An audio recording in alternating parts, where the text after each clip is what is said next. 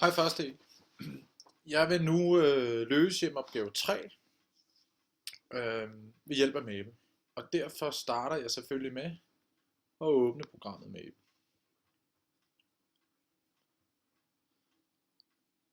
Jeg har også sørget for at åbne hjemmeopgave 3. Og I ser med det samme, der er 3 opgaver. Så jeg gør som jeg plejer. Jeg laver 3 sektioner, så jeg kan have mig 3 opgaver. Og det gør jeg ved Insert, Section, Insert, Section. Og det gør jeg 3 gange. Så skriver jeg opgave 1, opgave 2 og opgave 3. Så gør jeg bare det, at jeg indlæser regnepakke Gym. Og hernede, der skal jeg huske at lige skrive restart. Og så glemmer den. Glemmer computeren, hvad den har foretaget sig i opgave 1. Og det kopierer jeg også lige ind her i opgave 3. Så I kan lynhurtigt lave det her ark. Jo flere gange I får det prøvet, jo nemmere er det. Så går jeg tilbage i min opgave. Nu vil jeg importere opgaven. Så jeg trykker Shift Command 4. Og så tager jeg et skærmbillede af opgave 1. Igen Shift Command 4. Tager et skærmbillede af opgave 2. Og endelig så siger jeg Shift Command 4 og tager mig et skærmbillede af opgave 3. Sådan der. Så går jeg ind og stiller mig i opgave 1 og går på text mode og går op i Insert Image. Og så går jeg ud på mit skrivebord, og der kan jeg se, at der er et skærmbillede der, som jeg kan åbne.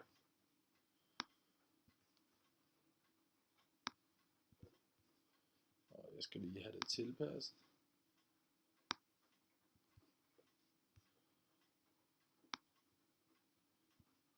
Det var opgave 1, jeg fik importeret. Jeg går ned i opgave 2, går i skrivemode, Insert Image. Så tager jeg det andet skærmbillede, jeg har lavet.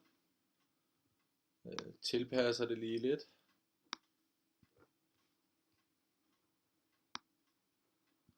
Sådan der. Og til sidst går jeg ned og stiller mig i opgave 3, Insert Image. Og det sidste skærmbillede, jeg tog, klikker på det.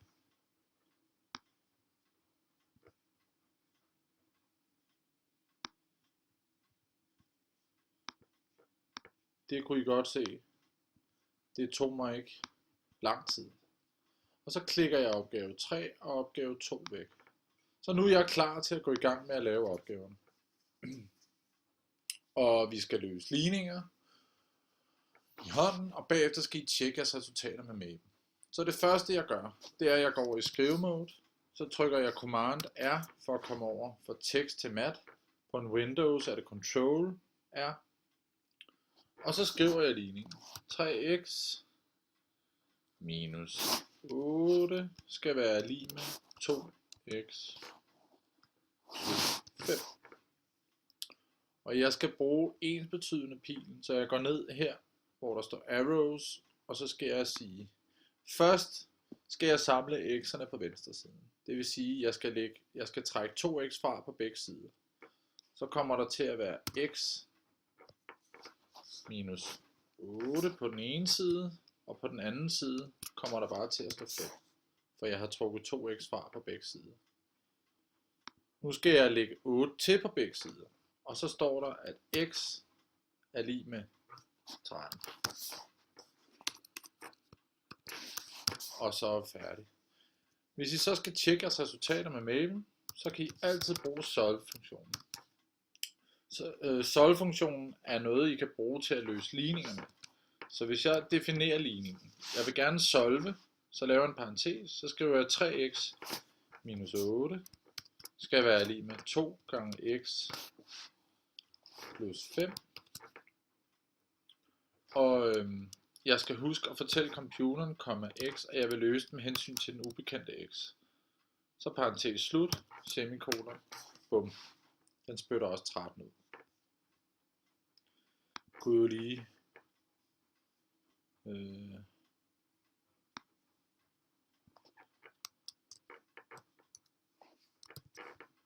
skrive her, at det var 1,1 jeg har lavet.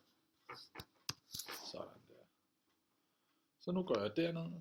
Jeg går derned og stiller mig, går på skrivemode, går over på mat mode og skriver, at jeg nu vil løse 1,2. Jamen, igen, vi har ligningen, og 3, og så ganger vi ind i en parentes, og 2 plus x, parentes slut, skal være lige med x plus 8. Jamen, det er det samme som, når jeg ganger ind i en parentes, så siger jeg 3 gange 2 plus 3 gange x. 3 gange 2 er 6, plus 3 gange x, det er 3x. Det er stadigvæk lige med x plus 8. Så trækker jeg x fra på begge sider, så kommer der til at stå 2x på den ene side, så trækker jeg også samtidig 6 fra på begge sider, så kommer der til at stå 8 minus 6 på den anden side. Det er et total.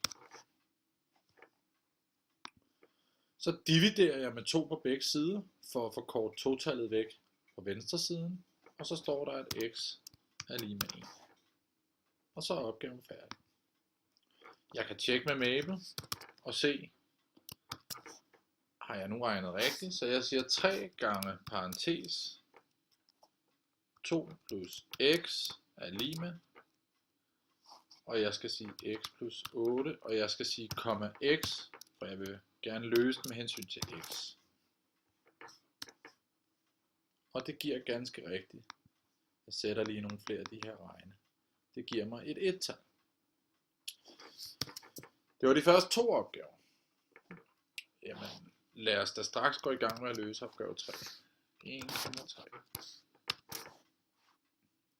Så igen, jeg skriver ligningen x minus 5 parentes 2x plus x parentes slut er lige med 3x plus 8.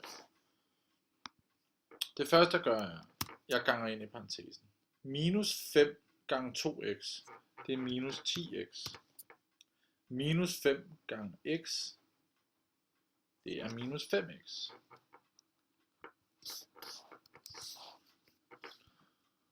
Og det skal stadigvæk være lige med 3x plus 8. Det er det samme som, nu samler jeg alle x'erne herover på den anden side. X minus 15x, det er minus 14x. Minus 14x. Og på den anden side står der stadigvæk 3x plus 8.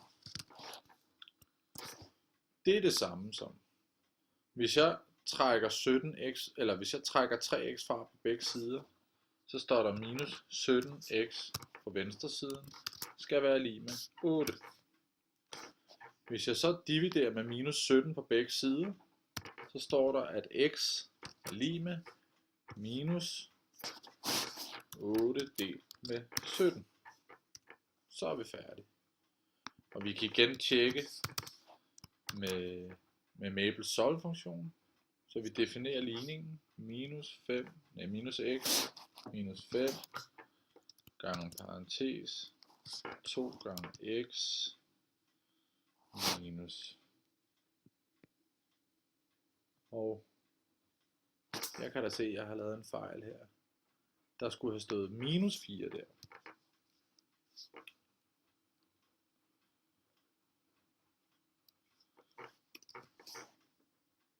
Så bliver det noget helt andet. Minus 10x, minus 5 gange minus 4. Det er 20. Og så står der minus 11x. Og minus 11x minus 3x, det er minus 14x.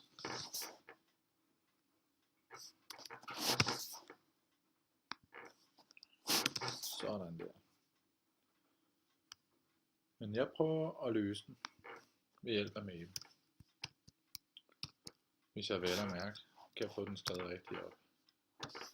Jeg definerer ligningen. Jeg siger komma x. Og ser, hvad den skriver. Så jeg ser, at jeg har lavet en fejl. Og hvor er det fejlen er? Jeg kan lige se her. Jeg ganger ind minus plus 20. Og det var fordi det gik lidt hurtigt. Så her står der plus 20. Så hvis jeg trækker 20 fra på begge sider, så kommer der til at stå minus 12 her.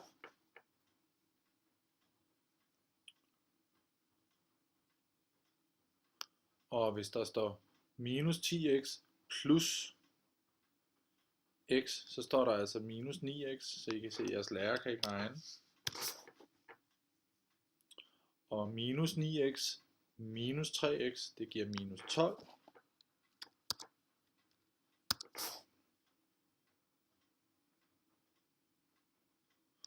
Og så står der altså minus 12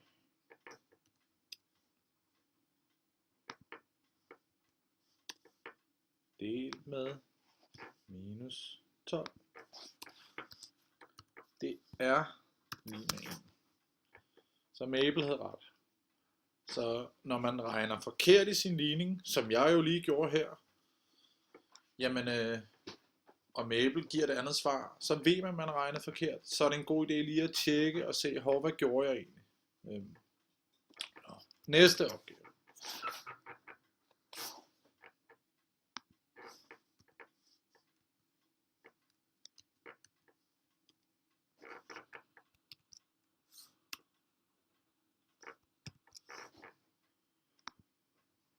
Så vi har her opgave 1,4.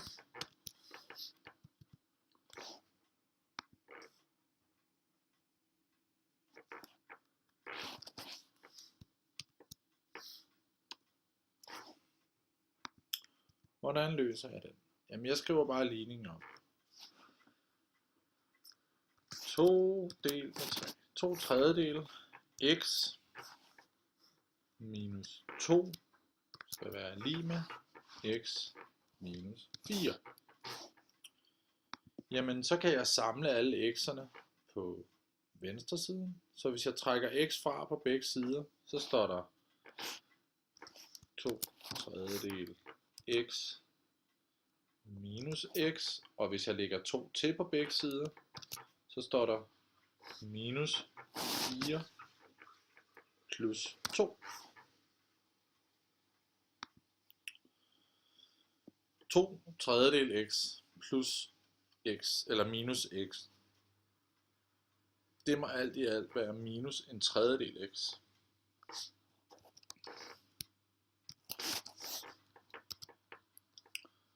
Og det skal være lig med minus 2. Hvis jeg ganger med minus 3 på begge sider, så får jeg isoleret x. Så skal jeg også gange med minus 3 på den anden side, så står der minus 2 gange minus 3, det er 6.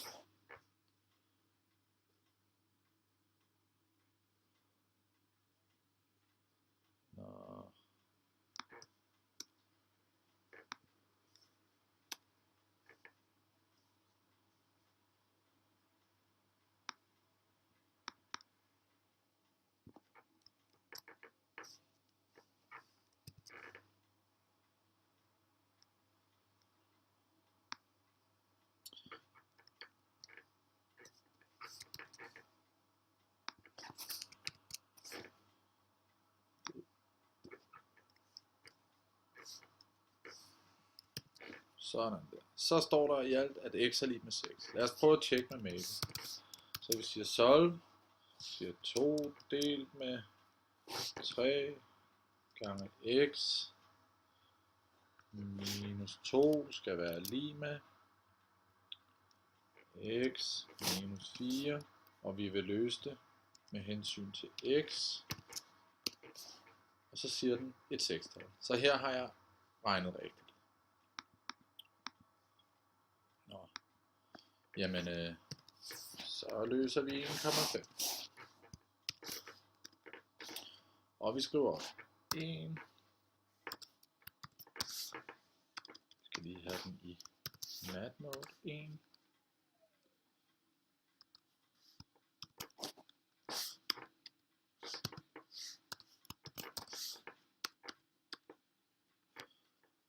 Jeg kan også bare skrive 1,5 x, det er det samme, plus 5 skal være lig med 2,5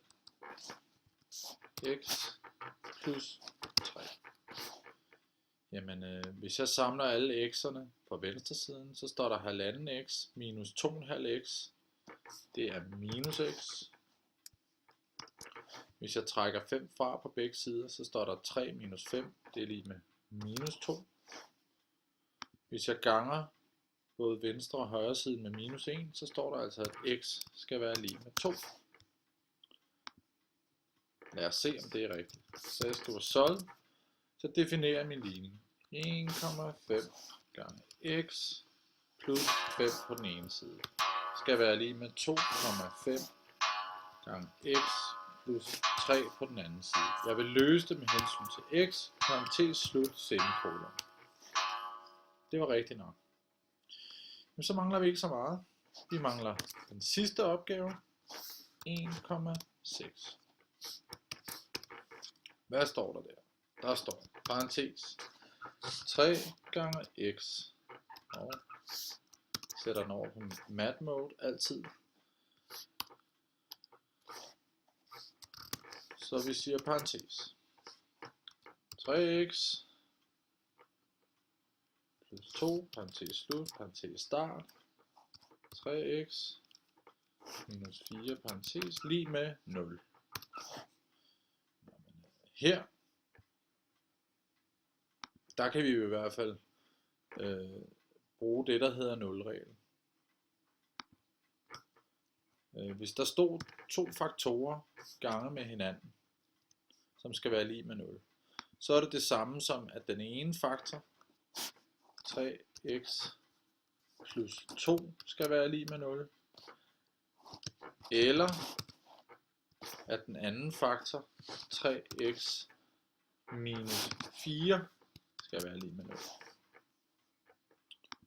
Og den der ligning, det er jo, hvis vi isolerer x i denne her ligning, så står der, at 3x skal være lig med 2.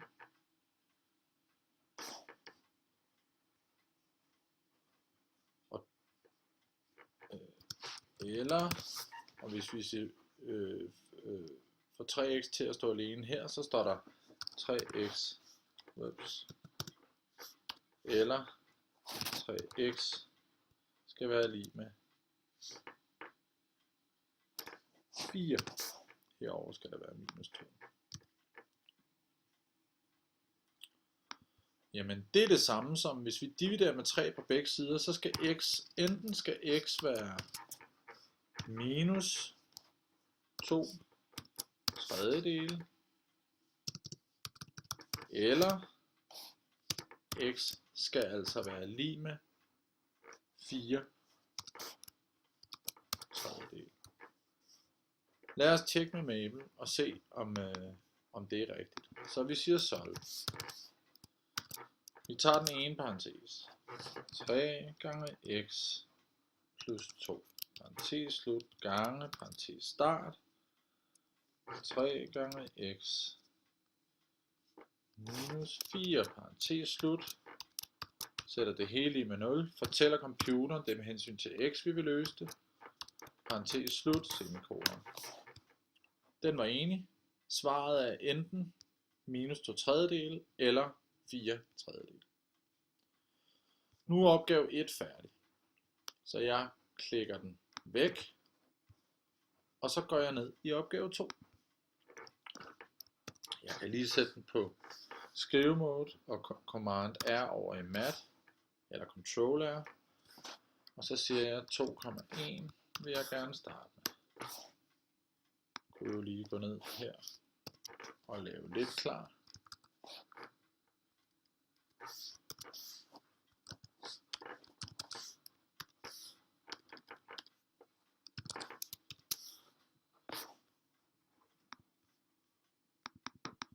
Nu skal vi til at løse anden gradsligning.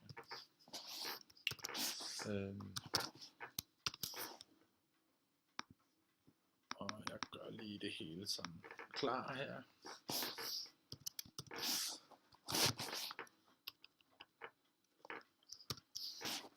To 4 laver vi. 2,5.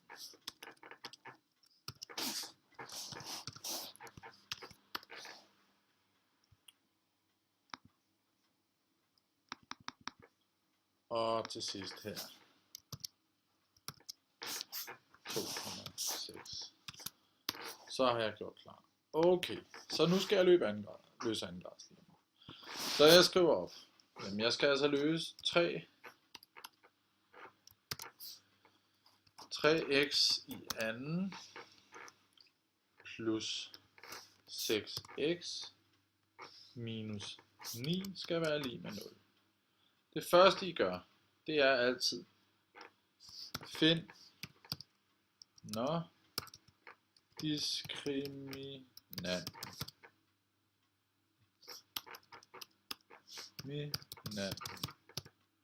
D, som jo er b opløftet i anden, minus 4 gange a gange c.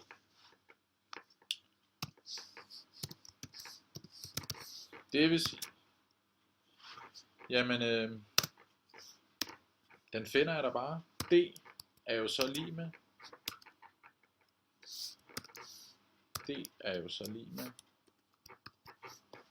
B'eren, mit B er 6. Jeg kan altid lige gøre sådan herinde. Det vil jeg egentlig gerne vende jer til at gøre. I skriver lige, hvad de 3 koefficienter er. A er lig med 6. Mit B er lig med, A er lig med 3. Det var mit B, der var 6-tallet. Og mit C er et minus 9. Så nu kan I sætte ind. Altså 6 opløftet i anden, minus 4 gange 3 gange minus 9. 6 i anden, det er 36. 4 gange 3, det er 12. 12 gange 9, det er 108. Og minus gange minus giver plus, så der står plus 108. Alt i alt har vi 144. Det der, det er større end 0. Derfor er der 2 løsninger. Derfor 2 løsninger. Givet ved formlerne. Den ene løsning, og der kan vi gå op her måske, og hvis jeg skulle gøre det helt korrekt, så kan vi jo sige x1, og den ene løsning er givet ved minus b plus kvadratroden af d divideret med, og jeg tror vi skal tage det hele åbenbart, divideret med 2 gange a. Det var den ene løsning. Den anden løsning minder meget om det, så jeg kopierer lige her. Kalder vi det x2. Så skal man bare have minus d her. Så altså, og det vil sige, jamen vi sætter ind.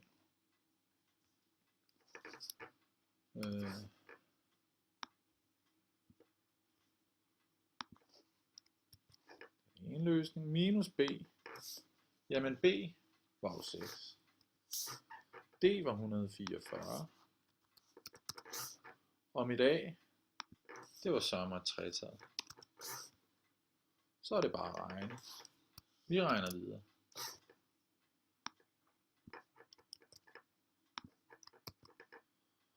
Kvadratroden af 144, det er 12.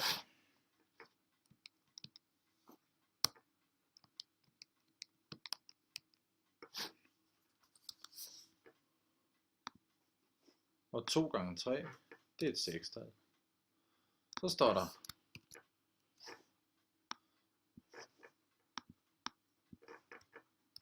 6 minus 12, nej 6 plus 12, undskyld. Jamen det er et 6-tal. Og så står der, at 6 deles med 6, det er et 1-tal. Så den ene løsning er 1. Hvad bliver den anden løsning? Jamen, vi skal gøre præcis det samme.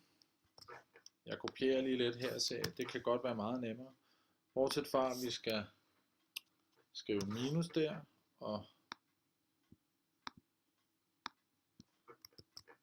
og vi kalder løsningen for x2. Jamen, lad os da bare regne lidt på det. Det der, det er minus 12. Det dernede, det er igen et 6-tal. Minus 6 minus 12, det er alt i alt minus 18. Minus 18 delt med 6, det er minus 3. Så de to løsninger er 1 og minus 3. Lad os nu se igen, om Mabel er enig. Så vi definerer bare ligningen 3 gange x i anden plus 6 gange x minus 9 skal være lig med 0. Vi beder den om at løse det med hensyn til x, sætter parentes slut, semikolon. Det var den. Så den er altså løst rigtigt. Så går vi ned i 2,2. Sætter den på skrivemode, går over og skriver på matematiksprog, og der ser man 5x i anden minus 5x skal være lig med 0. Her der er det smarteste at gøre følgende. Når der ikke er noget konstant ved c, så kan man sætte x uden for parentes.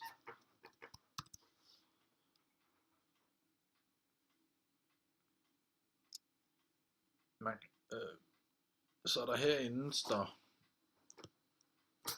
faktisk kan man sætte 5x uden for parentes i denne her, og så kan der stå x minus 1 skal være lig med 0.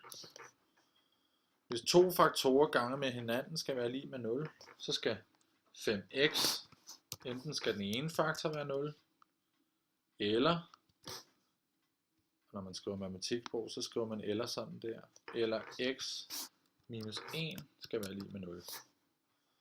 Jamen det er altså ens betydende med, at x skal være lig med 0, eller x skal være lig med 1. Lad os se, om Mabel er enig.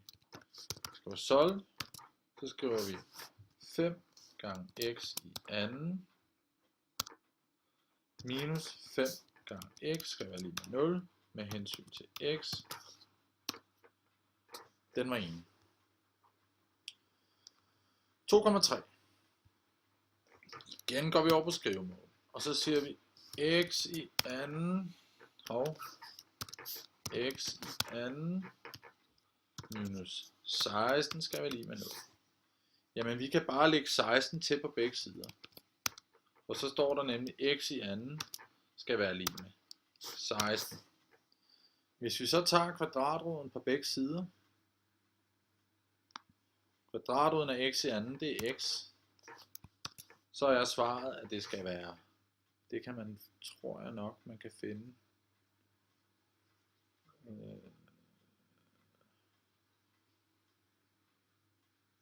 der, plus minus, kvadratroden af 16, som er lig med plus minus 4. Så i det her tilfælde er det nemmere ikke at bruge den generelle løsningsform. Vi kan også bare solve igen, og sige x i anden minus 16 er lige med 0, kommer x parentes slut semikolon, og svarene giver det 4 minus 4. Nå, så kommer vi ned i 2,4. Og hvad står der der? Der står 2x i anden minus 9x 4 er lige med 0. Og nu kopierer jeg det her, fordi jeg skal skrive næsten det samme.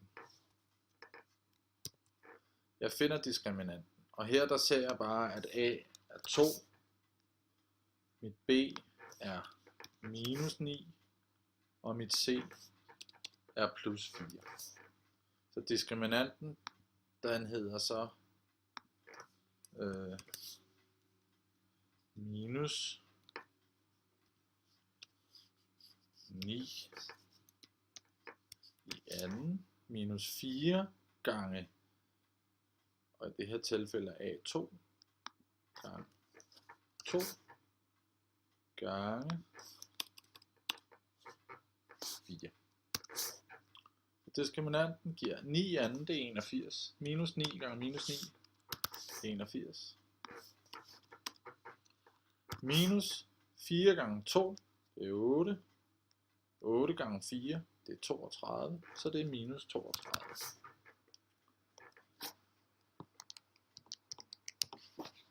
(81 minus 32), det er 49.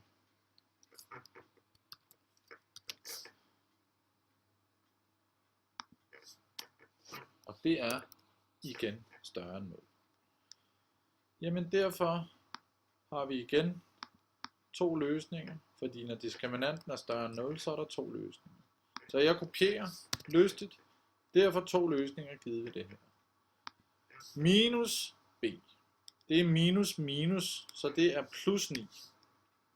Plus kvadratroden af 49 nu, delt med 2 gange a, og det er 2 gange 2.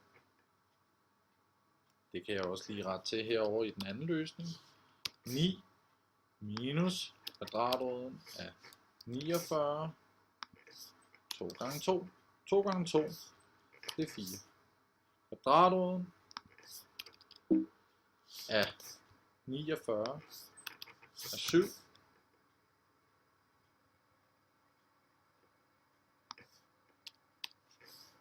Det retter jeg lige til begge steder.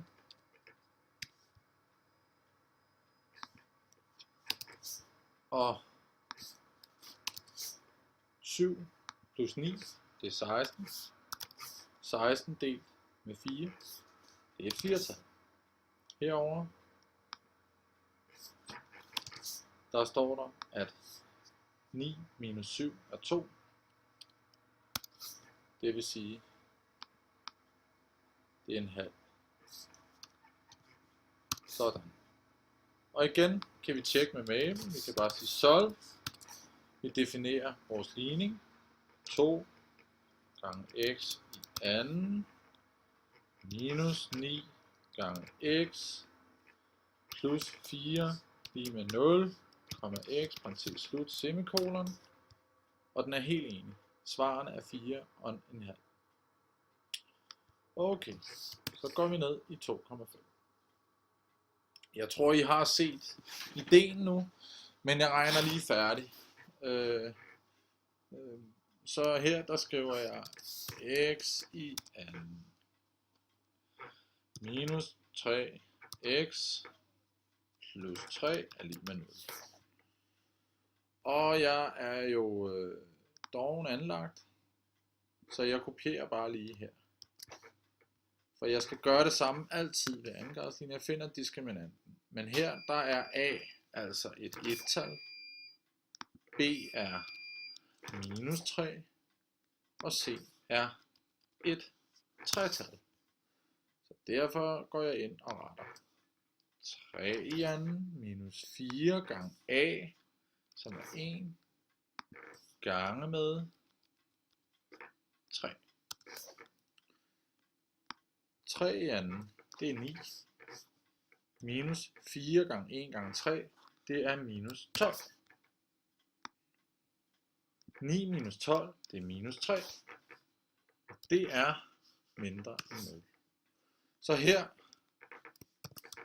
er der ingen løsninger. I det, at det er mindre end 0, så er opgaven færdig. Så når diskriminanten er mindre end 0, så er der ingen løsning til andengradsligningen. Så det er en dejlig taknemmelig opgave. Lad os da bare gå ned her og lave den sidste, når vi nu er i gang. 2x i anden minus 4x plus 2. Så 2x i anden minus 4x plus 2 skal være lig med 0. Igen, vi skal nok gøre præcis det samme altid. Så derfor kopierer jeg. Finder diskriminanten D. Her der er A 2. Jeres B er minus 4. Og jeres C er plus 2.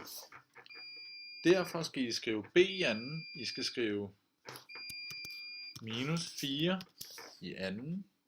Minus 4 gange A, som er 2. Gange C, som også er 2. Alt i alt står der minus 4 i anden, det er 16. 4 gange 2, det er 8. Gange 2, det er 16. 16 minus 16, som er 0. Så her, det vil sige, en løsning givet ved formlen x er lig med minus b delt med 2 gange a. Og hvis vi så sætter ind, så er det meget nemt. X er altså lig med minus b minus minus 4, det er 4. Delt med 2 gange a, det er 2 gange 2, det er 4. Altså er løsningen 1. Lad os se, om Mabel er enig. Trykker altså solve, så definerer vi ligningen. 2 gange x i anden minus 4 gange x plus 2 skal være lig med 0. Vi løser den med hensyn til x, parentes, slut, semikolon. Og den er enig. Svaret er 1. Jamen, nu fik jeg lavet opgave 2, så mangler jeg bare at lave opgave 3. Så starter med at sætte på skrivemode. Så siger jeg 3,1 har jeg lyst til at kigge på der. Og hernede kunne jeg for eksempel sige, at jeg har lyst til at kigge på 3,2. Så hvad står der? Vi har en retvinklet trekant. Den ene katete er x lang, og den anden er dobbelt så lang. Det vil sige, at den anden katete, vi kan skrive her, den ene katete er x lang, og den anden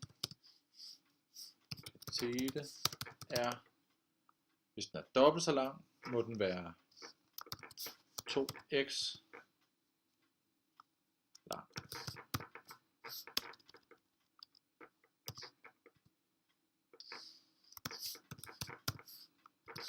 Og hypotenusen er 10 lang.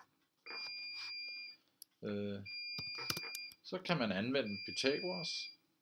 Nu kan vi anvende Pythagoras selv.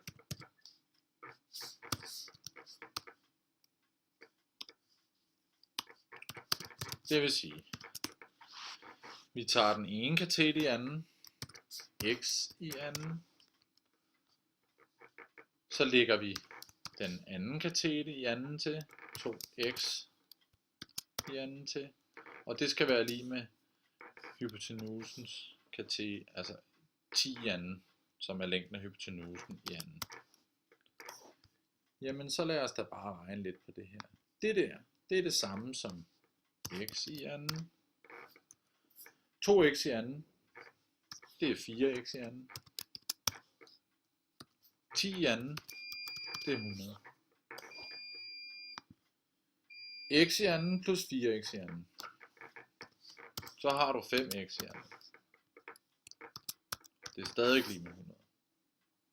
Du dividerer med 5 på begge sider, så står der, at x i anden er lige med 100 delt med 5 er lige med 20. Hvis du så tager kvadratroden på begge sider, så står der, at x skal være lige med plus minus kvadratroden 20. Og så laver vi lige, fordi det er en længde, vi ønsker at finde, må svaret altså være x lig med kvadratroden af 20, som er, hvis I regner det ud på en lommeregner eller et program, så får I cirka 4,47. Det var siden x. 3,2. Hvis vi skal udregne trekantens areal. Jamen det er ikke svært. Vi anvender bare formlen for areal af trekant. Det vil sige, arealet er jo en halv gange højden. Højden, det er 2 gange x. 2 gange x. Og hvad var x? Det var kvadratet 20.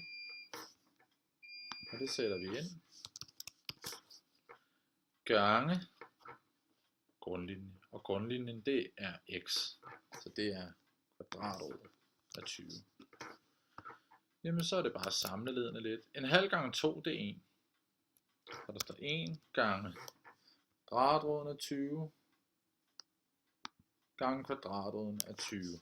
Og det er så kvadratroden af 20 opløftet i anden. Kvadratroden er et tal opløftet i anden af tallet selv. Derfor er svaret 20. Nu er opgaven færdig. Jeg kan lige skrive heroppe.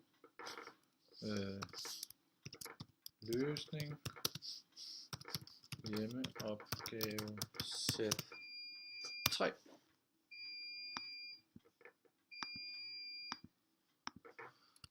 Nu gemmer jeg det. Det behøver I selvfølgelig ikke se. Det her sæt her, det gemmer jeg nu, og så uploader den på lektion. Og så kan I altid bruge det her mabeark til at se svarene til jeres hjemmeopgave sæt 3.